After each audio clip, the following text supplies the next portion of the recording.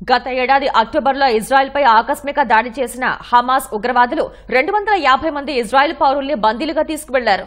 ఈ బందీల్లో ఇజ్రాయెల్కు చెందిన 7 మహిళా సైనికులు కూడా ఉన్నారు. వారిని హమాస్ మిలిటెంట్లు చిత్రహింసలకు గురి చేసిన వీడియోలు తాజాగా వెలుగులోకొచ్చాయి.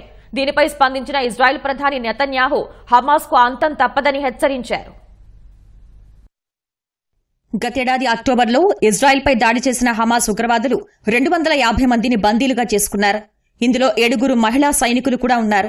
వారిలో ఒకరు హమాస్ నిర్బంధంలో మృతి చెందగా మరొక మహిళా సైనికురాలిని గాజా గ్రౌండ్ ఆపరేషన్లో ఇజ్రాయెల్ రక్షించింది.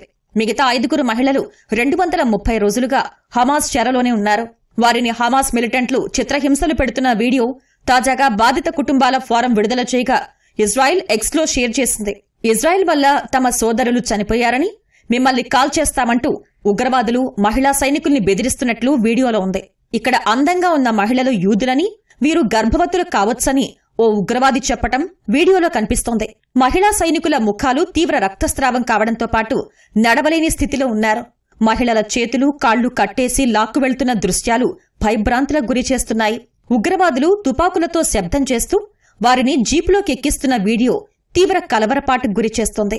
ఇజ్రాయెల్ మహిళా సైనికుల్ని హమాస్ మిలిటెంట్లు చిత్రహింసలు పెడుతున్న వీడియో తనను షాక్కు గురి చేసిందని ఇజ్రాయెల్ ప్రధాని నెతన్యాహు ఆవేదన వ్యక్తం చేశారు. వారిని ఉగ్రవాదుల చెర నుంచి విడిపించి స్వదేశానికి తీసుకువస్తామని హామీ ఇచ్చారు. వీడియోలో హమాస్ క్రూరత్వం చూస్తుంటే వారిని అంతం చేయాలనే తన సంకల్పం మరింత పెరిగిందన్నారు.